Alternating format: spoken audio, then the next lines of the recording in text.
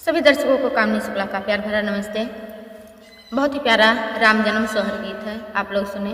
Comment लाइक share जरूर करें। हमारे चैनल पर नए हैं, हमारा गाना आप लोगों को पसंद आए तो बेल आइकन प्रेस कर दें, हमारे चैनल को सब्सक्राइब कर लें।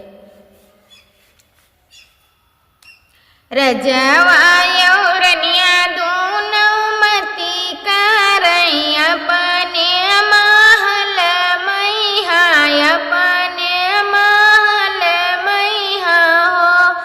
राजा दशरथ के भय नंद लाल देखन हम जाबई, देखन हम जाबई हो।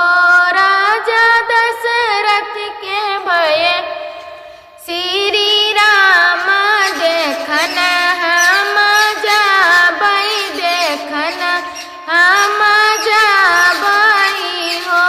कहाँ पई हो रानी मोरी हसुआ, तो हसुआ रूपन केरा, सुपवा रूपन केरा हो। रानी कहाँ पई हो गंगा जल नीर, रमन नहावई हो, रमन नहावई हो। रानी कहाँ पई हो गंगा कई जलवा, रमन नहावई हो, रमन नहावई हो।